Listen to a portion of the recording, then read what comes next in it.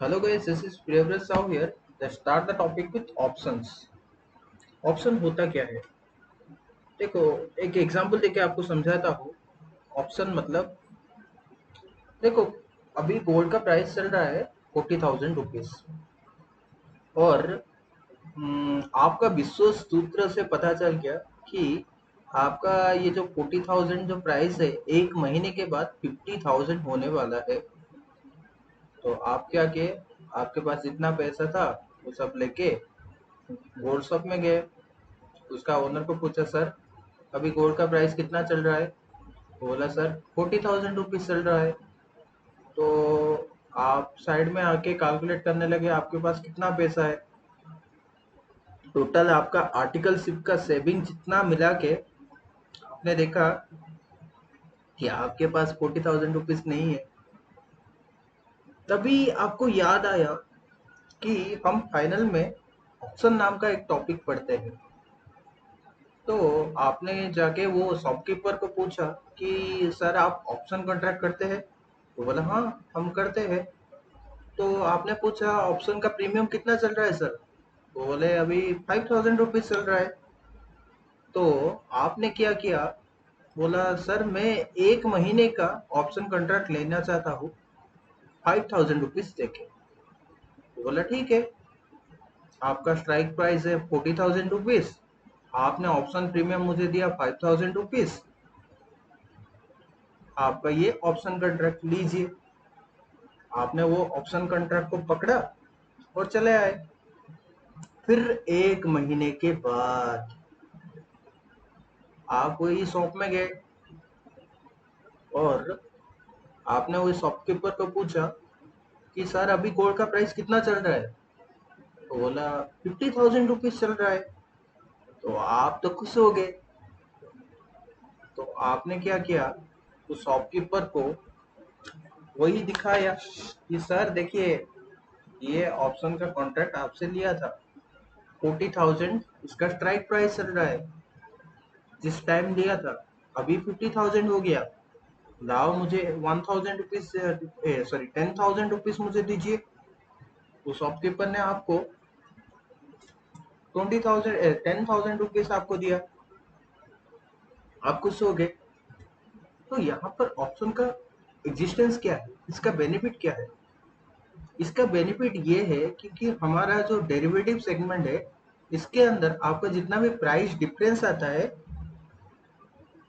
उसके हिसाब से आपका प्राइस सेटल किया जाता है। एक सेकेंड, यहाँ पर आपका जो भी प्राइस डिफरेंस आता है इसके थ्रू आपका सेटल किया जाता है। आपका जितना भी गेन या लॉस हुआ उसका पेमेंट करते आप जाते हैं या पेमेंट रिसीव करते जाते हैं। ये है आपका ऑप्शंस। ठीक है, समझे ऑप्शंस क्या होता है? ये तो आपको सबको पता होगा। अभी चलते हैं मेन टॉपिक के अंदर। ऑप्शन दो तरह का होता है, एक है कॉल ऑप्शन, दूसरा है पुट ऑप्शन। भाई एक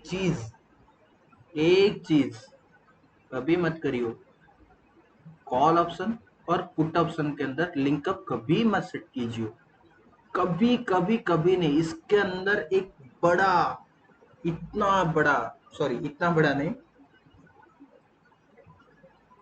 इतना बड़ा, इससे भी बड़ा दीवार होना चाहिए। अनबुजा सीमेंट का अनटूटेबल, कभी टूटने ना वाला दीवार होना जरूरी है।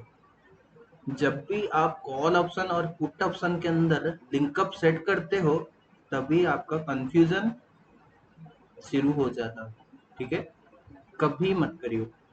और एक और चीज, जो नीचे मैंने आपका जो पावर पॉइंट प्रेजेंटेशन है वो इसको ओपन कर दीजिए। इस वीडियो के साथ साथ आप देखिए, अच्छे से समझ में आएगा। ठीक है, तो कॉल ऑप्शन होता क्या है? कॉल ऑप्शन मतलब एक एग्जांपल के थ्रू समझाता हूँ। एग्जांपल ने देखो, हर ट्रेड के अंदर दो जन रहते हैं, एक बायर होता है एक सेलर होता है। यहाँ पर भी वही कॉल ऑप्शन बायर और कॉल ऑप्शन सेलर होता है। ठीक है, जो कॉल ऑप्शन बायर होता है उसके पास राइट होता है, right to buy underline asset, right to buy a underline asset. एक एग्जांपल देता हूँ। रिलायंस का सपोज स्ट्राइक प्राइस देखो, इतना तो आपको पता होगा, ये मान के चलता हूँ स्ट्राइक प्राइस का मतलब या फिर एक्सरसाइज प्राइस का मतलब, ये सब आपको पता होगा, ठीक है। तो रिलायंस का अभी एक्सरसाइज प्राइस चल रहा है कितना, 1000 रुपीज, ठीक है। आप सोचते हो ये शेयर का प्राइस 1100 रुपये हो सकता है, ठीक है। तो आपने क्या किया, एक कॉल ऑप्शन खरीद के आ गए। एक महीने के बाद आपका जो एक्सपेक्टेशन है वो सही आ गया, इसका प्राइस कितना 1100 हो गया। तो यहाँ पर आप ये ऑप्शन को एक्सरसाइज करते हो। क्यों? यहाँ पर आपको right to buy underline asset in a certain price होता है, यानी कि आप अभी अभी एक जन के साथ, यानी कि कॉल ऑप्शन सेलर के साथ आप वादा करके आ गए कि एक महीने के बाद प्राइस कितना भी हो, इसी शेयर को, इसी रिलायंस शेयर को मैं 1000 रुपए में खरीदूंगा, ठीक है। इससे अगर 1000 से कम हो गया तो मैं इसको छोड़ दूंगा, मेरे पास ये राइट है। अभी प्राइस कितना 1100 रुपये आ गया, मार्केट में 1100 रुपये चल रहा है। वही चीज को आप कितने में 1000 रुपीज में खरीदने वाले हो, तो आपका हो गया ना 100 रुपीज प्रॉफिट। यानी कि इसका मतलब क्या है, आपके पास, यानी कि कॉल ऑप्शन बायर के पास गेन करने के लिए अनलिमिटेड प्रॉफिट होता है, वो अनलिमिटेड गेन कर सकता है, अनलिमिटेड, ठीक है। वही अगर हम बात करें कॉल ऑप्शन सेलर की, तो उसके पास क्या होता है, ऑब्लिगेशन होता है, obligation obligation to sell a underline asset, यानी कि उसके पास एक लाइबिलिटी होता है कि कॉल बायर को वो उसी प्राइस के अंदर वो सेल करके आएगा, जो पहले से प्री डिसाइडेड होता है। लेकिन उसका गेन क्या होता है, प्रॉफिट क्या होता है, जो मैंने बात किया था, premium, option premium. Call option buyer एक ऑप्शन प्रीमियम देता है कॉल ऑप्शन सेलर को, वही उसका मैक्सिमम गेन है, ठीक है। मैक्सिमम गेन कैसे, अगर सपोज वो रिलायंस का प्राइस एक महीने के बाद 1100 नहीं, 1000, 10,000 रुपया हो गया, तो उसको तो बेचना है आपको कितने में, 1000 में। लेकिन वो मार्केट में वही चीज को बेच सकता है कितने के अंदर, 10,000 रुपीज के अंदर, तो उसको नुकसान हो गया ना 9,000 रुपीज का। इसका मतलब आपका कॉल ऑप्शन सेलर का अनलिमिटेड लॉस कर सकता है, ठीक है। यहाँ पर एक फंडामेंटल क्या है, exercise of the contract, the exercise price of the current market price is excess from the exercise price, ठीक है। अभी आएंगे पुट ऑप्शन के अंदर। पुट ऑप्शन मतलब क्या, यहाँ पर भी दो चीज है, एक है पुट ऑप्शन बायर, दूसरा है put option seller. Put option buyer कौन होता है, उसके पास एक राइट होता है, right to sell a underline asset. वही एग्जांपल को कंटिन्यू करेंगे। आपने क्या किया, एक पुट ऑप्शन ले लिया, एक महीने के बाद उसका स्ट्राइक प्राइस कितना है, 1000 है। एक महीने के बाद रिलायंस का शेयर 900 रुपये आ गया, लेकिन आप तो खुश होना चाहिए, क्योंकि वही चीज को अगर आप मार्केट में बेचने जाओ तो 900 में बिकेगा, लेकिन वही चीज को अगर पुट सेलर को बेचोगे तो 1000 रुपीज में बेचना होगा। वो 1000 रुपीज में खरीदेगा ही खरीदेगा, क्योंकि उसने कॉन्ट्रैक्ट कर लिया, कॉन्ट्रैक्ट लिख के आ गया, ठीक है। यहाँ पर 100 रुपए का उसका गेन हो गया, ठीक है। और पुट ऑप्शन सेलर के पास क्या होता है, एक ऑब्लिगेशन होता है, obligation to buy a asset. इसको भी मैक्सिमम गेन कितना होगा, जितना उसने ऑप्शन प्रीमियम रिसीव किया होगा पुट ऑप्शन बायर से। यही है आपका कॉल ऑप्शन और पुट ऑप्शन। एक चीज याद रखिए, कभी कॉल ऑप्शन और पुट ऑप्शन के अंदर ठीक है, अभी नेक्स्ट चलेंगे डिटर्मिनेशन ऑफ ऑप्शन प्राइस या फिर ऑप्शन प्रीमियम या फिर वैल्यू ऑफ ऑप्शन। तीनों एक ही चीज है कि ये जो हमने बात किया, जो बायर सेलर को जो देता है ऑप्शन प्रीमियम देता है, वो चीज क्या होता है और उसका वैल्यूएशन हम कैसे करेंगे।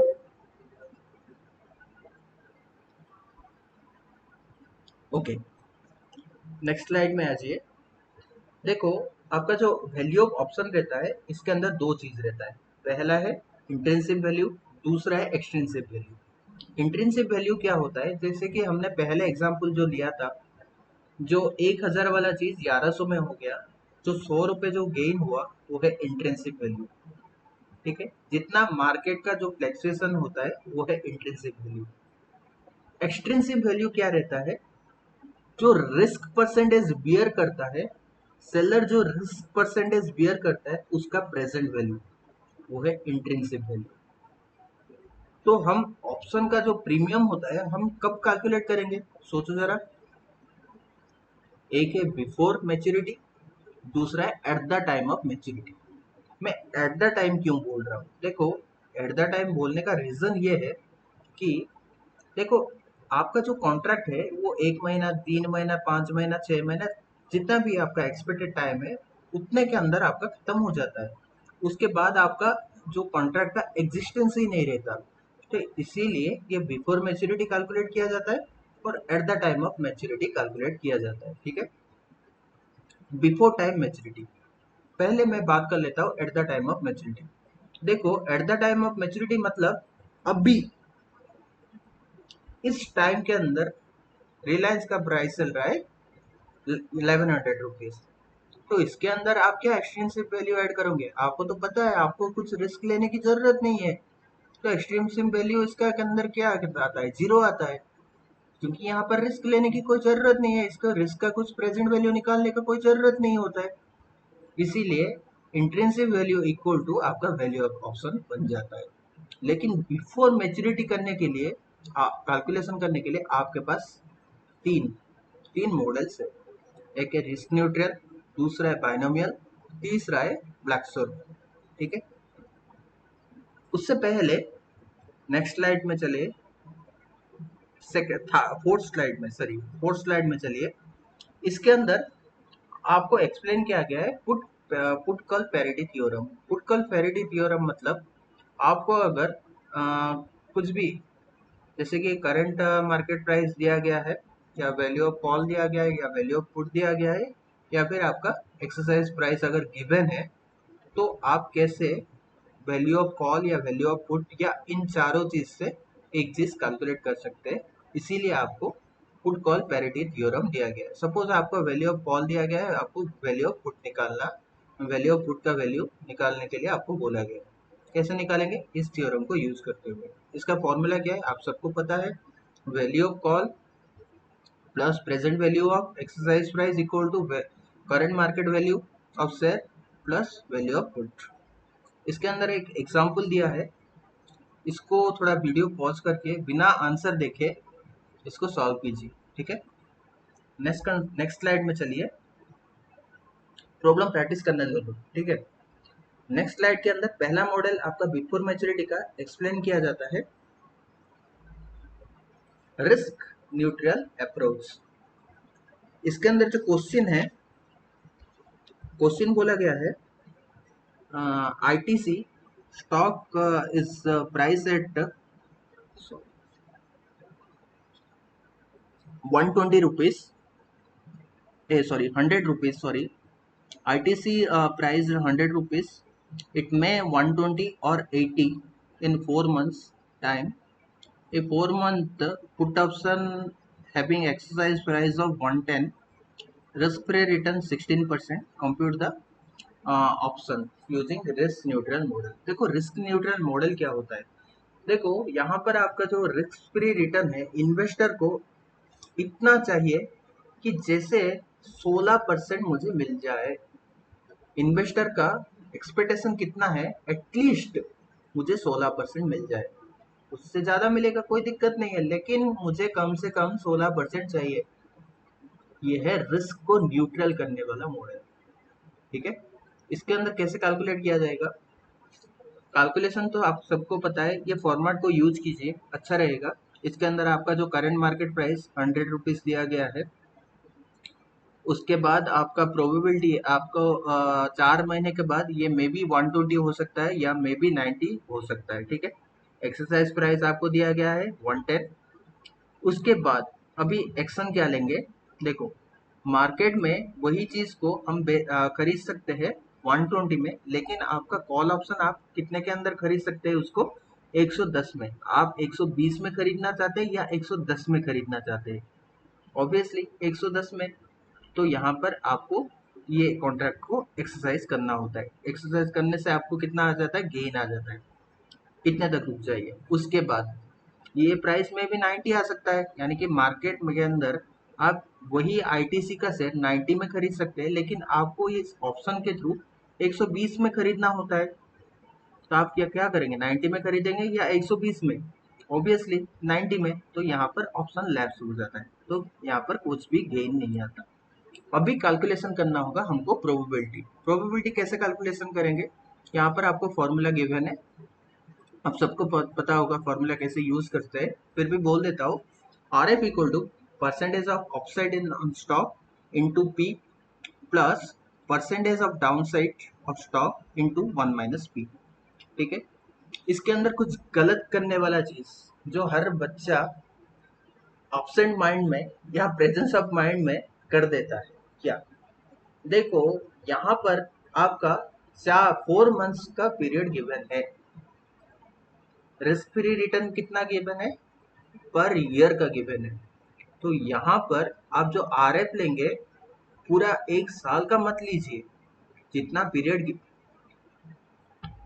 सॉरी जितना पीरियड गिवन है उतना लीजिए, यानी कि 16 इंटू 4/12 कीजिए। ये करना कभी मत भूलिए, ठीक है। दूसरा गलती क्या कर सकते हैं? जो percentage of down side on stock है, वो इसके हिसाब से, इस जो एग्जाम्पल के हिसाब से 10% आता है, जो कि माइनस फिगर है। वो हमेशा माइनस फिगर के हिसाब से कैलकुलेट कीजिए। अगर उस जगह पर माइनस अगर आप इनपुट करना भूल जाएंगे तो आपका आंसर गलत आ जाएगा, 100% गलत आ जाएगा। बच्चे सभी फर्स्ट से लेके लास्ट तक सही करके आते हैं, लेकिन यही छोटी छोटी चीज के कारण उनका जो 12 मार्क यानी कि 100% जो मार्क आना चाहिए वो 0 हो जाता है। इसीलिए मैं आपको बोलता हूँ, यहाँ पर मार्क अचीव करना बहुत आसान है, लेकिन मार्क गवाना बहुत आसान है, सॉरी बहुत मुश्किल है। यही छोटी छोटी गलतियों के कारण आप मार्क गवाते हैं, ठीक है। तो यहाँ पर आपने प्रोबेबिलिटी कैलकुलेशन कर दिया दोनों का प्रोबेबिलिटी यहाँ पर पुट कर देंगे। इसके बाद आपका जो गेन है 10 रुपए का, जो गेन है इंटू प्रोबेबिलिटी आपका 51% आता है। करने के बाद आपका क्या आ जाता है? वैल्यू ऑन द मेच्योरिटी, ठीक है। एक और गलती हम क्या करते हैं? देखो, ये जो value of maturity on maturity है, यानी कि ये 4 महीने के बाद आपका ये वैल्यू है, लेकिन हम कैलकुलेट कब कर रहे हैं? अभी कैलकुलेट कर रहे हैं। 4 महीने के बाद जो चीज है वो कैलकुलेट कर रहे हैं अभी। तो अभी इसका वैल्यू कितना है, कैसे कैलकुलेट करेंगे? इसको प्रेजेंट वैल्यू के अंदर लाना होगा। तो हमको इस ऑप्शन का प्रेजेंट वैल्यू निकालना है। प्रेजेंट वैल्यू कैसे निकालते हैं? बच्चों बच्चों का पता है, expected value divided by 1 + RF। एक और गलती क्या करते हैं? आर एफ को नंबर ऑफ मंथ्स के डिवाइड करना मत भूलिए, ठीक है। तो यहाँ पर हम प्रेजेंट वैल्यू उसका इस तरह लाते हैं। ये है पहला मॉडल। दूसरा मॉडल, नेक्स्ट स्लाइड में चलिए। बाइनोमियल मॉडल है। इसके अंदर आपका सिंगल पीरियड गिवन होता है या फिर मल्टीपल पीरियड गिवन होता है। सिंगल पीरियड के अंदर हम ये जो स्लाइड के अंदर जो फॉर्मूला एक्सप्लेन किया गया है उसके हिसाब से हम आंसर निकालते हैं, लेकिन मल्टीपल पीरियड जो होता है उसको हम कैलकुलेट करते हैं एज ए डिसीजन ट्री को यूज करते हुए, ठीक है। पहले हम देखेंगे सिंगल पीरियड को। देखो, एक और चीज बोल देता हूँ, ये जो आपका जो रिस्क न्यूट्रल मॉडल है और ये बाइनोमियल मॉडल है, क्या दो ही प्रोबेबिलिटी को लेके कैलकुलेट किया जाता है? नहीं। यहाँ पर अनलिमिटेड प्रोबेबिलिटी लिया जा सकता है, कोई दिक्कत नहीं। ठीक है, तो सिंगल पीरियड को कैसे कैलकुलेट करेंगे? आपको तो फॉर्मूला पता है, upside value of stock into one I minus D divided by U minus D plus down side value of stock plus U minus I divided by U minus D whole divided by I. यहाँ पर u का मतलब क्या है? आपका u कैसे calculate होता है? s1 minus s1 divided by s0।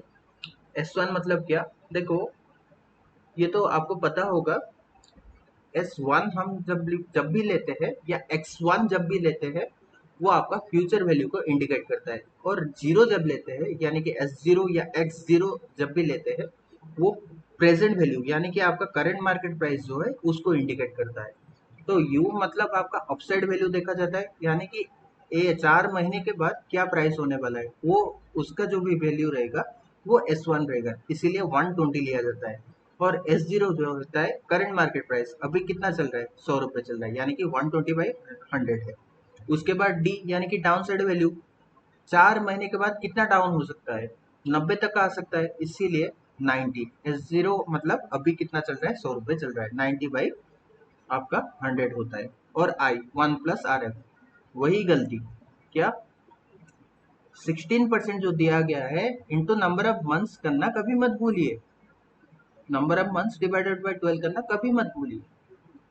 इसके हिसाब से आपका जो भी आंसर आता है वो आपका निकाल सकते हैं। ठीक है, ये दोनों जो भी मॉडल्स है, रिस्क न्यूट्रल और बायनोमियल मॉडल है, इन दोनों का फॉर्मूला को हम डिराइव कर सकते हैं।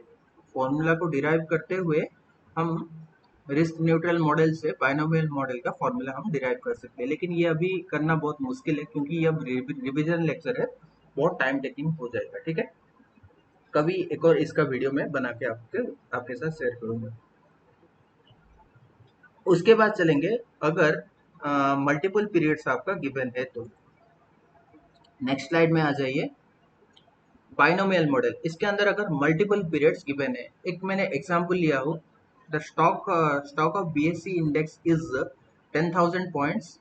इसका 50% प्रोबेबिलिटी है कि ये अपसाइड जा सकता है हर महीने 20 पॉइंट्स का, या फिर डाउन साइड जा सकता है, 50% प्रोबेबिलिटी है कितना, 10 पॉइंट्स का। इसका एक्सरसाइज प्राइस कॉल ऑप्शन का है 10,020, और इसका टाइम पीरियड दिया गया है 3 मंथ्स। इसका ऐसे डिसीजन ट्री दीजिए, और पहले जो 10 का जो 0000 है उसके सामने 1 मिसिंग हो गया है, उसके सामने 1 एक पुट कर दीजिए। उसके बाद देखो, फर्स्ट मंथ हमारा कितना जा सकता है, 10,000, मे बी 10,020 हो सकता है, या फिर 9,990 हो सकता है। ठीक है, इसका 50% प्रोबेबिलिटी है।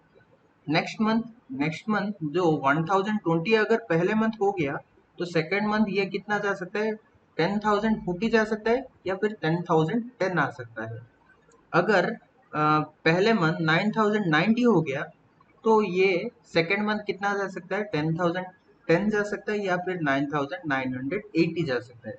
उसी तरह थर्ड मंथ, अगर सेकेंड मंथ के अंदर 10,040 अगर हो गया, तो थर्ड मंथ के अंदर ये मे भी जा सकता है 10,060 जा सकता है, या फिर 10,030 आ सकता है।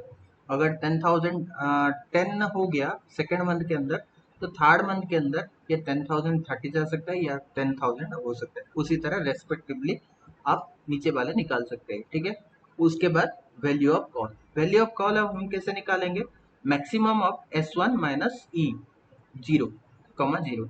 देखो,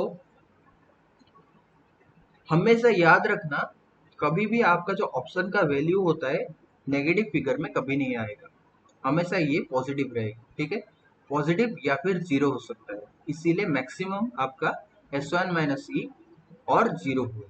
ठीक है, उसी तरह हम कैसे कैलकुलेट करेंगे, देखो, अगर प्राइस मार्केट में 10,060 चल रहा है, और आपको उसी चीज को खरीदने के लिए खरीदना होगा 10,020 के अंदर, तो आप क्या करेंगे, 10,060 में खरीदेंगे या 10,020 में? ऑब्वियसली 10,020 में, तो आपका गेन कितना आता है, 40 का गेन आता है। उसी तरह सेकेंड 10,030 में मार्केट में चल रहा है, आपको खरीदने के लिए मिल रहा है 10,000, सॉरी 10,030 में मार्केट में चल रहा है और आपको खरीदने के लिए हम कितने में मिल रहा है 10,020 के अंदर। तो आप कौन सा खरीदेंगे 10,020 के अंदर खरीदेंगे। तो यहाँ पर गेन आ जाता है 10 रेस्पेक्टिवली आपका जितना और बाकी है आप निकाल लीजिए, ठीक है। उसके बाद जॉइंट प्रोबेबिलिटी कैसे निकालेंगे। देखो पहले मंथ के अंदर आपके पास प्रोबेबिलिटी कितना है, या तो 50% अप हो सकता है या 50% डाउन हो सकता है। सेकेंड मंथ के अंदर वही 50%, थर्ड मंथ पे भी वही 50% आपका वोलाटिलिटी रहता है। तो यहाँ पर जॉइंट प्रोबेबिलिटी कैसे निकालेंगे, 50% पहले month, second month 50%, third month 50%, तीनों को मल्टीप्लाई कर दीजिए तो आपका आ जाएगा 0.025 पर, ठीक है। उसके बाद हम expected price, expected value of call निकालेंगे। कैसे, आपका जो वैल्यू ऑफ कॉल आया है इंटू आपका जॉइंट प्रोबेबिलिटी जितना रहता है वो मल्टीप्लाई कर दीजिए और सबका टोटल कर दीजिए। करने के बाद आपका एक्सपेक्टेड वैल्यू ऑफ कॉल आ जाएगा। जो एक्सपेक्टेड वैल्यू ऑफ कॉल जो आता है 8.75, इसको हम क्या करना होगा, अभी प्रेजेंट वैल्यू के अंदर कन्वर्ट करना होगा, ठीक है। क्योंकि हम अभी कैलकुलेट कर रहे हैं 3 मंथ बाद क्या प्राइस आ सकता है, ठीक है। अभी कितना प्राइस रहेगा उसका हम अभी प्रेजेंट वैल्यू निकालेंगे। प्रेजेंट वैल्यू का फॉर्मूला तो आप सबको पता है, expected value divided by 1 plus R F. लेकिन यहाँ पर क्वेश्चन में कहीं दिखाई दे रहा है क्या, नहीं तो दिखाई नहीं दे रहा है क्या, आर एफ कहीं पर मेंशन नहीं है। कैसे आर एफ कैलकुलेशन करेंगे, बहुत सिंपल। पहले हमको फॉर्मूला पता था, आर एफ कैसे निकाला जाता है, R F equal to percentage of upside into probability plus percentage of downside into 1 minus P. उस फॉर्मूले को यूज करके हम प्रोबेबिलिटी निकाल आर एफ निकाल सकते हैं। कैसे, देखो यहाँ पर पहले मंथ 10,020 हो सकता है अपसाइड वैल्यू, और अभी सीएमपी कितना चल रहा है 10,000 चल रहा है। तो 10,020 माइनस 10,000 डिवाइडेड बाय 10,000 करने से कितना 0.2% आता है। प्रोबेबिलिटी कितना है 50 हुआ है। वैसे ही डाउन साइड के अंदर 9,990 है, माइनस 10,000 डिवाइडेड बाय 10,000 यानी कि 0.01% कम हो रहा है। इसका भी प्रोबेबिलिटी कितना 50% है। तो उस तरह हम कैलकुलेट करते हुए आर एफ कितना निकाल सकते हैं 0.05% आता है। ये पर मंथ है, अच्छे से देखिए, पर मंथ का आपने कैलकुलेट किया। लेकिन आपको जो प्रेजेंट वैल्यू निकालना है 3 मंथ का निकालना है। तो इसका क्या, कैसे हम निकालेंगे, 8.75 divided by 1 plus 0.0005 whole to the power 3। एक मंथ का 0.05%, सॉरी 0.05% आपका आता है, यानी कि 3 मंथ का क्या into whole to the power 3 करने से आपका आ जाएगा। तो आपका उसी तरह आपका वैल्यू ऑफ कॉल निकल आता है, ठीक है। यह है आपका बायनोमियल मॉडल डिसीजन ट्री को यूज करते हुए, अगर मल्टीपल पीरियड्स गिवन है तो। उसके बाद नेक्स्ट फॉर्मूला, नेक्स्ट मेथड क्या होता है, ब्लैक शोर मेथड। ये तो भाई सबसे आसान मेथड है एग्जाम पॉइंट ऑफ व्यू से। क्यों, यहाँ पर क्वेश्चन के अंदर आपको सभी डाटा गिवन होता है, सभी डाटा, कुछ भी कैलकुलेट करने की जरूरत नहीं है। केवल केवल आपको करना इतना होता है, आपको फॉर्मूला याद रखना होता है और फॉर्मूला लिख के उसका जो वैल्यूज है वो सब पुट करके आना होता है। इतना ही आपको करना होता है और कुछ भी करना नहीं होता है, ठीक है।